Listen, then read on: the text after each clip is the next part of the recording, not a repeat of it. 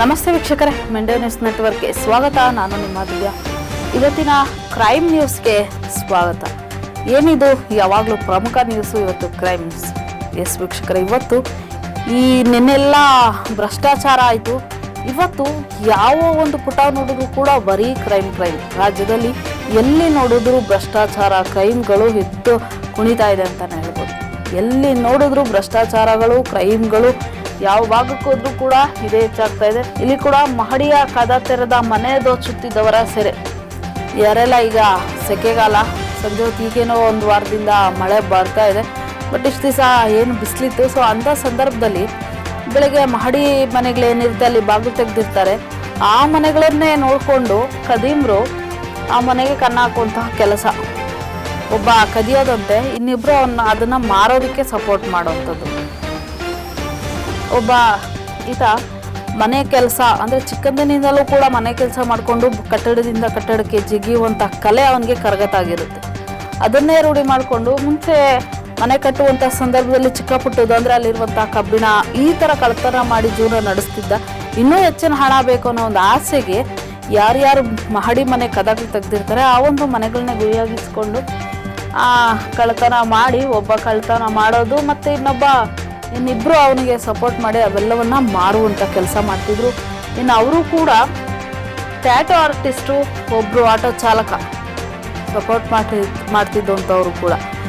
ಇವ್ರನ್ನೆಲ್ಲ ನೋಡಿದ್ರೆ ಈ ದುಡ್ಡಿನ ಆಸೆಗೆ ಏನು ಬೇಕಾದರೂ ಮಾಡ್ತಾರೆ ಅನಿಸುತ್ತೆ. ಬಟ್ ನಾವು ಎಲ್ಲ ಒಂದು ಕಡೆ ಹುಷಾರಾಗಿರ್ಬೇಕು ಅಷ್ಟೇ ವೀಕ್ಷಕರೇ. ಈಗ ಹೆಂಗಿದ್ರು ಬಿಸಿಲು ಅಂತ ಸೆಕೆ ಆಗುತ್ತೆ ಅಂತ ಬಾಗಿಲೆಲ್ಲ ತೆರೆದಿಡುವಂಥದ್ದು ಜಾಸ್ತಿ. ಅದ್ರ ಬದಲು ಸ್ವಲ್ಪ ನಮ್ಮ ಸೇಫ್ಟಿಯಾಗಿ ನಾವಿರೋಣ. ಎಲ್ಲ ಕಡೆ ಕಿಟಕಿ ಬಾಗಿಲುಗಳನ್ನ ಕ್ಲೋಸ್ ಮಾಡಿಕೊಂಡು AC ಫ್ಯಾನ್ಗಳನ್ನ ಹಾಕೊಳ್ಳೋದು ರೂಢಿ ಮಾಡ್ಕೊಳ್ಬೇಕು.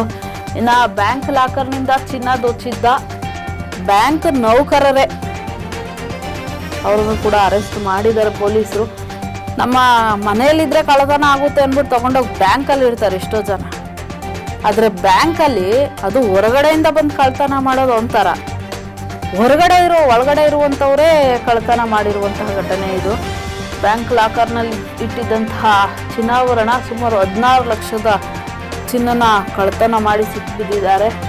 ಐಶ್ವರ್ಯ ಹಾಗೂ ಹರ್ಷಿತ್ ಕಾಮಾಕ್ಷಿ ಪಾಳ್ಯದ ನಿವಾಸಿಗಳು. ಇವರು ಬ್ಯಾಂಕಲ್ಲಿ ಕೆಲಸ ಮಾಡ್ತಿರ್ತಾರೆ. ಎಲ್ಲವನ್ನ ನೋಡಿಕೊಂಡು ಬ್ಯಾಂಕಲ್ಲಿ ಕೂಡ ಕಳ್ಳತನ ಮಾಡಿದ್ದಾರೆ. ಒಂದು ರೀತಿಲಿ ಸದ್ಯಕ್ಕೆ ಯಾವುದೂ ಕೂಡ ಸೇಫ್ ಅಲ್ಲ. ಈಗ ಮನೇಲಿ ಇಟ್ಟಿದ್ರೆ ಕಳ್ಳರು ಬಂದು ದೋಚ್ಕೊಂಡು ಹೋಗ್ತಾರೆ, ಬ್ಯಾಂಕಲ್ಲಿ ಇಟ್ಟಿದ್ರೆ ಬ್ಯಾಂಕಲ್ಲಿರೋರೇ ದೋಚ್ತಾರೆ.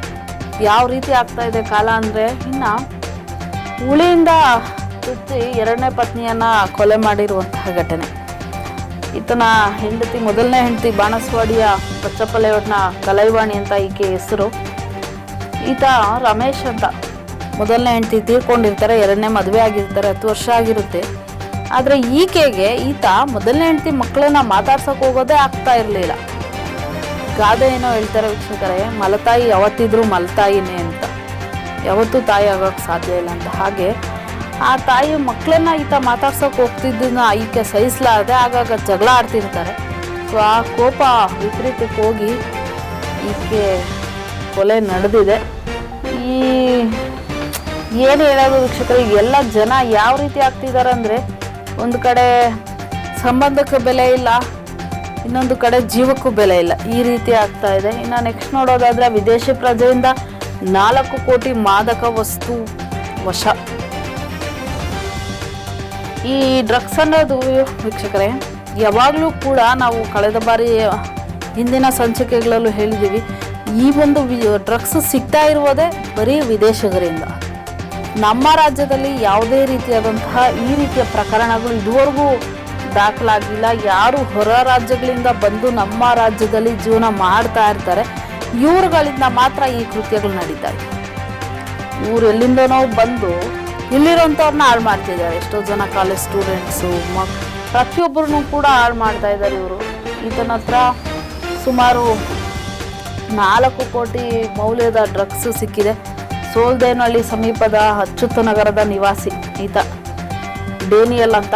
2,856 kg MDMA ಕ್ರಿಸ್ಟಲ್ಲು, ಕಾರು ಹಾಗೂ ಮೊಬೈಲ್ ಸೇರಿದಂತೆ ಒಟ್ಟು 4 ಕೋಟಿಯನ್ನು ಜಪ್ತಿ ಮಾಡಿಕೊಂಡಿದ್ದಾರೆ. ಒಂದ್ ರೀತಿ ನೋಡಿದ್ರೆ ಇವು ಏನೋ ಎಲ್ಲರೂ ಕೆಟ್ಟವ್ರು ಅಂತ ಹೇಳಲ್ಲ, ಕೆಲವೊಬ್ರು ಇದ್ದಾರೆ. ಬಟ್ ಆದ್ರೆ ಇವ್ರನ್ನೆಲ್ಲ ನಮ್ಮ ರಾಜ್ಯಕ್ಕೆ ಬಿಟ್ಕೊಳ್ಳೋದೇ ತಪ್ಪು ಅನ್ಸುತ್ತೆ ಒಂದೊಂದ್ಸಾರಿ. ಏನೋ ಜೀವನ ಮಾಡಕ್ ಬಂದಿದ್ದವ್ರು ಮಾಡ್ಕೊಂಡು ಹೋಗ್ಲಿ ಅಂದ್ರೆ ಬಂದು ನಮ್ಮಲ್ಲಿರೋರ್ನ ಹಾಳು ಮಾಡ್ತಾ ಇದ್ದಾರೆ. ಇನ್ನು ನೆಕ್ಸ್ಟ್ ನೋಡೋದಾದ್ರೆ ವೀಕ್ಷಕರೇ, ಲಿಫ್ಟ್ ನೆಪದಲ್ಲಿ ದರೋಡೆಗೈದ ಮುಖ್ಯ ಪೇದೆ ವಿರುದ್ಧ ದೂರು. ಈಗಷ್ಟೇ ಹೇಳಿದೆ, ಚಿನ್ನಾನ ಮನೇಲಿ ಇಟ್ಕೊಂಡ್ರು ಕಷ್ಟ, ಬ್ಯಾಂಕಲ್ಲಿ ಇಟ್ಕೊಂಡ್ರು ಕಷ್ಟ. ಈ ಬೇಲಿನೇ ಎದ್ದು ಹೊಲ ಮೇಯ್ದಂತೆ ಅಂತ ಗಾದೆ ಹೇಳ್ತಾರಲ್ಲ, ಹಾಗೆ ಪೊಲೀಸರು ನಮ್ಮ ರಕ್ಷಕರು ಅಂತ ನಾವು ಹೇಳ್ತೀವಿ. ನಮ್ಗೆ ಏನೇ ಸಮಸ್ಯೆ ಬಂದರೂ, ಯಾವುದೇ ತೊಂದರೆ ಆದರೂ ಕೂಡ ನಮ್ಮ ರಕ್ಷಕರಿದ್ದಾರೆ, ಅವ್ರು ನಮ್ಮನ್ನು ಕಾಪಾಡ್ತಾರಂತ ಯಾವುದೇ ಒಂದು ರೀತಿಯಾಗಿ ಕಂಪ್ಲೇಂಟ್ ಕೊಡೋದಕ್ಕೆ ಅಲ್ಲಿ ಓಡೋಗ್ತೀವಿ. ಆದರೆ ಅವರೇ ಈ ರೀತಿಯಾದಂಥ ಕೆಲಸಗಳು ಮಾಡ್ತಾ ಹೋದರೆ ಮತ್ತೆ ನಾವು ಯಾರನ್ನು ಕೇಳಬೇಕು? ಇಲ್ಲಿ ಕೂಡ ನಡೆದಿರುವಂಥದ್ದು ಹೆಡ್ ಕಾನ್ಸ್ಟೇಬಲ್ ನೆಲಮಂಗಲ ಗ್ರಾಮಾಂತರ ಪೊಲೀಸ್ ಠಾಣೆಯ ಹೆಡ್ ಕಾನ್ಸ್ಟೇಬಲ್ ಈತ ಗಿರಿಜೇಶ್. ಯಾರೋ ಒಂದು ಹೆಣ್ಮಗಳು ಸಿಂಚನ ಅಂತ ತನ್ನ ವೃತ್ತಿಗಾಗಿ, ಅಂದರೆ ಆಕೆನೋ ಪಾರ್ಲರ್ ನಡೆಸೋದಕ್ಕೋ ಯಾವುದಕ್ಕೋ ತನ್ನ ಜೀವನವನ್ನು ಕಟ್ಕೊಳ್ಬೇಕು ಅಂತ ತನ್ನ ತಾಯಿ ಹತ್ರ ಒಂದಷ್ಟು ದುಡ್ಡು ಹಾಗೂ ಒಡವೆಗಳನ್ನು ಇಸ್ಕೊಂಡು ಬಂದಿರ್ತಾಳೆ ಶಿವಮೊಗ್ಗದಿಂದ. ಅಲ್ಲಿಂದ ಬಂದು 8ನೇ ಮೈಲಿಯಲ್ಲಿ ಇಳ್ಕೊಂಡು ಅಲ್ಲಿ ಆ ಒಂದು ಜಾಗದಲ್ಲಿ ಏನೋ ತನ್ನ ವೃತ್ತಿಯನ್ನು ಮಾಡಿಕೊಂಡು ತನ್ನ ಜೀವನವನ್ನು ರೂಪಿಸ್ಕೊಳ್ಳೋಣ ಅಂತ. ಆದರೆ ಆಕೆಗೆ ಡ್ರಾಪ್ ಕೊಡ್ತೀನಿ ಅಂತ ಅವ್ರಿಗೆ ನಿನ್ಗೆ ಎಲ್ಲಿ ಬಿಡ್ಬೇಕು ಅಲ್ಲಿ ಬಿಡ್ತೀನಿ ಬಾರಮ್ಮ ಅಂತ ಕರ್ಕೊಂಡು ಹೋಗಿ ಆಕೆ ಹತ್ರ ಇದ್ದಂತಹ ಸುಮಾರು 2.5 ಲಕ್ಷ ಹಣ ಹಾಗೂ ಚಿನ್ನಾಭರಣ ಏನಿತ್ತು ಅದೆಲ್ಲವನ್ನು ಕೂಡ ದರೋಡೆ ಮಾಡಿದ್ದಾರೆ ಅನ್ನೋ ಒಂದು ಆರೋಪ ಇದೆ. ಸದ್ಯಕ್ಕೆ ಪೊಲೀಸ್ ಠಾಣೆಯಲ್ಲಿ FIR ಕೂಡ ದಾಖಲಾಗಿದೆ. ಈತನ ವಿರುದ್ಧ ತನಿಖೆ ಕೂಡ ನಡೀತಾ ಇದೆ.